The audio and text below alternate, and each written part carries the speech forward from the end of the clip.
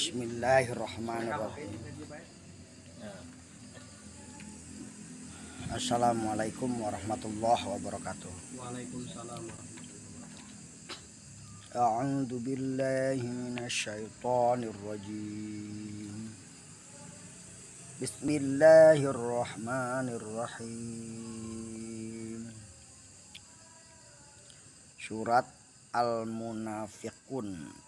Surat keberapa ya? 63. Kita baca dulu. Bismillahirrahmanirrahim.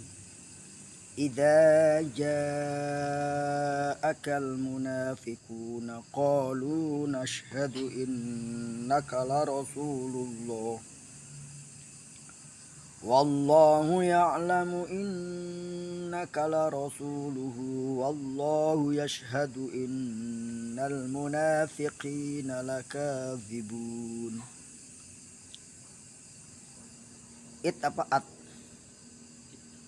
Ittakhadhu aymanahum junnatan fasaddu an sabilillah innahum sa'a ma kanu ya'malun.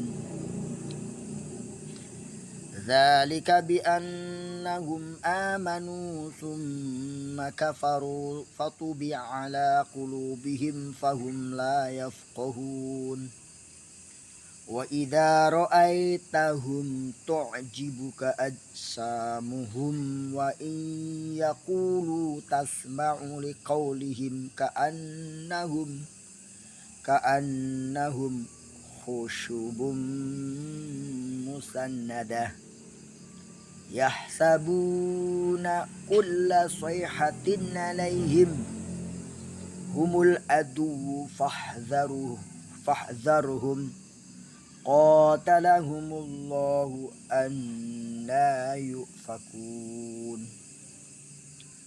Wa idza qila lahum ta'alau yastaghfir lakum rasulullahi lawalau ru'usahum wa ra'aitahum yasudduna wa hum mustakbirun. Sawa'un 'alaihim astaghfarta lahum am lam tastaghfir lahum la yaghfirallahu lahum innallaha la yahdil qaumal fasiqin. Shadaqallahul adzim. Surat yang baru dibaca itu adalah surat Al-Munafiqun, bercerita atau menjelaskan tentang orang-orang munafik.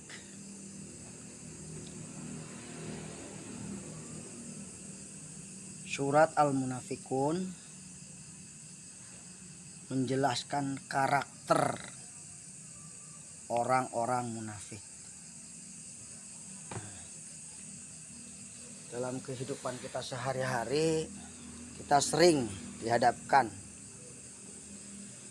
dalam mencapai sebuah tujuan, kita berjalan yang tidak mulus, pasti ada hambatan. Nah, hal ini dialami oleh Rasulullah dalam berdakwah. Seringkali mendapatkan ujian, cobaan dari kaum Quraisy maupun dari umat Islam sendiri, dalam hal kutip orang-orang munafik.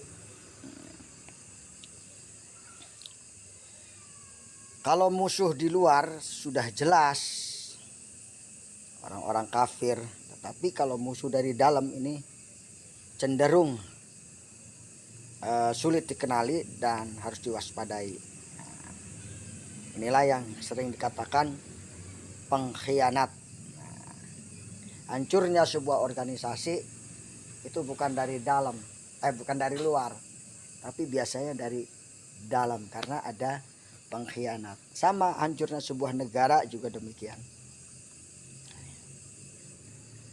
Nah, di antara orang munafik yang terkenal pada zaman sahabat Rasulullah, kita sama-sama mengetahui, yaitu namanya Abdullah bin Ubay bin Salul.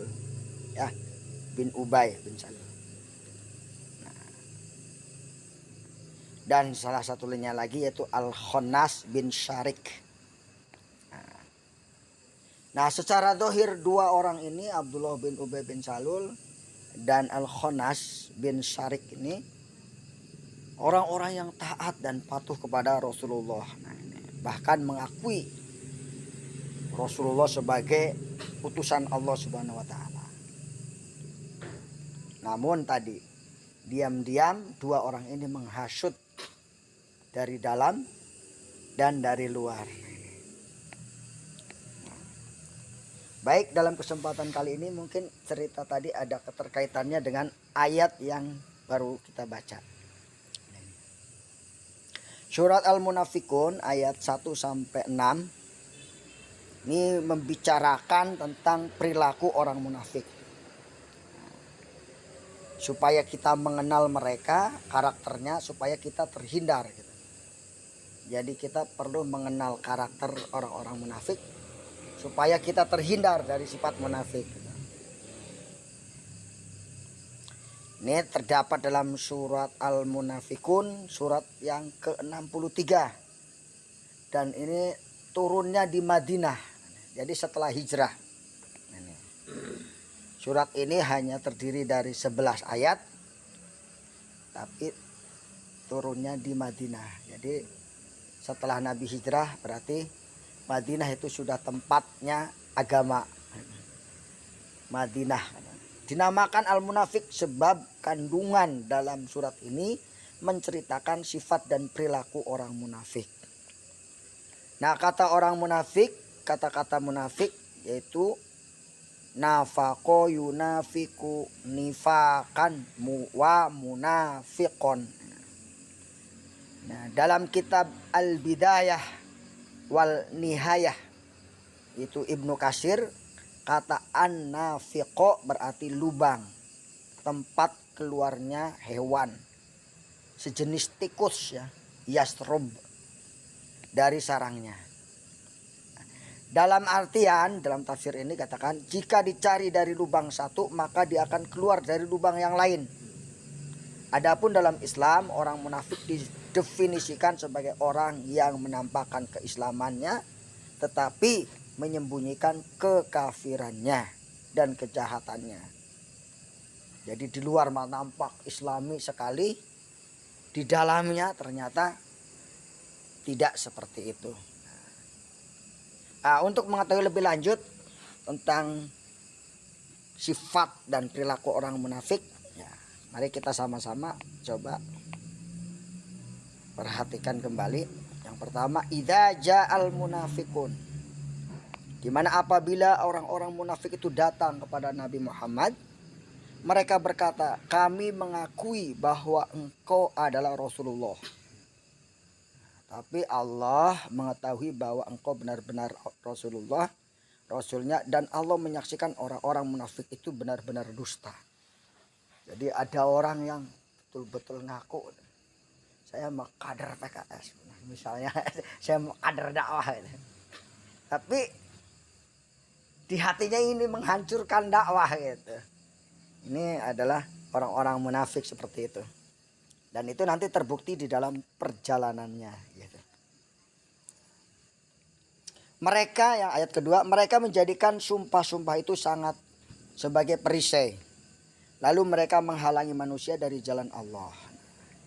Jadi salah satu ciri orang munafik itu gampang bersumpah. Demi Allah. Demi Allah itu. Demi Allah itu. Nah, sungguh betapa buruknya apa yang telah mereka lakukan. Bersumpah demi Allah, bersumpah itu sebagai perisai aja. Demi Allah saya nggak melakukan itu, padahal dia yang melakukan. Dan yang ketiga cirinya yaitu, yang kedua cirinya adalah mereka menghalang-halangi jalan Allah gitu. Betapa buruknya apa yang telah mereka kerjakan. Yang demikian itu karena sesungguhnya mereka telah beriman, kemudian menjadi kafir. Nah, ini. Maka hati mereka terkunci. Jadi orang-orang yang tadinya beriman, membela dakwah, membela ukhuwah, akhirnya futur, keluar. Dan karena itulah mereka terkunci, tidak mau lagi membela dakwah. Sehingga mereka tidak paham lagi lama-lama. Kalau tadi saya mendengarkan Ustadz siapa ya? Ustadz Jepri. Iya, Ustadz Jepri ada videonya tadi. Bilang begini, kalau bahasanya agak kasar gitu. Kalau orang pinter mau goblok lagi mah susah katanya. Tapi kalau orang pinter mau sombong itu paling gampang katanya. Jadi orang pinter itu mau merendah itu maksudnya nggak mau gitu, sulit gitu. Merasa dirinya hebat ya akhirnya akhirnya terbawa oleh sifat munafik tadi. Dan apabila engkau melihat mereka, tubuh mereka mengagumkan. Jadi secara fisik orang-orang munafik itu lebih mengagumkan. Dan jika mereka berkata, engkau mendengarkan tutur katanya. Mereka seakan-akan kayu yang tersandar. Mereka mengira bahwa setiap teriakan ditunjukkan kepada mereka. Mereka itulah musuh yang sebenarnya, maka waspadalah terhadap mereka. Semoga Allah membinasakan mereka. Bagaimana mereka dapat dipalingkan dari kebenaran. Sahabat sekalian, dalam tafsir Al-Madinah Al-Munawwarah dijelaskan bahwa ayat pertama dari surat Al-Munafikun berisi tentang peringatan Allah kepada orang-orang beriman dan kepada Rasulullah agar menjauhi orang munafik. Mereka yang ketika mendatangi Rasulullah akan berkata, kami bersaksi bahwa kamu wahai Muhammad benar-benar Rasulullah. Akan tetapi perkara tersebut tidak lain hanyalah dusta dan tipu daya mereka. Dan kita senang loh kalau tiba-tiba ketemu orang, saya siap mendukung. Kita senang, kita paling senang itu. Siap saya mendukung Pak katanya. Gitu. Iya, seperti gitu. Saya siap mendukung Pak. Atau ke rumah, waktunya datang, kelihatan itu suaranya mana? Nggak ada, malah kabur orangnya. Itu seperti itu kan. Itu. Selanjutnya ayat kedua, sebagaimana diterangkan juga di dalam Jubad At-Tafsir min Fathul Qadir disebutkan bahwa sumpah orang-orang munafik itu hanyalah sebagai tameng agar mereka tidak ditawan ataupun dibunuh. Disebutkan pula bahwa orang-orang munafik senantiasa menghalang-halangi manusia dari melakukan perintah Allah Subhanahu wa taala seperti beriman dan berjihad. Kalau ada yang mau beriman, mau berjihad itu selalu dihalang-halangi. Selain itu mereka juga sangat gencar dalam menghasut dan menyebarkan kebencian kepada Rasulullah. Oleh karena itu perbuatan buruk tersebut mereka enggan mengikuti kebenaran Allah. Sebab Allah telah menutup hati mereka. Bagaimana dalam surat Al-Baqarah ya. Fi qulubihim maradun fajadahumullahu maradu. Surat Al-Baqarah itu. Adapun penafsiran ayat ketiga sebagaimana terdapat dalam tafsir Al-Mukhtasar bahwa tertutupnya hati orang-orang munafik itu disebabkan tidak mengetahui hakikat iman. Jadi karena tidak faham tentang iman sebenarnya. Sehingga mereka menjadi munafiknya nggak faham. Makanya dalam rukun Syekh Hasan mengatakan itu al-fahmu awalnya. Al-fahmu dulu. Faham dulu terhadap iman, Islam, ihsan gitu.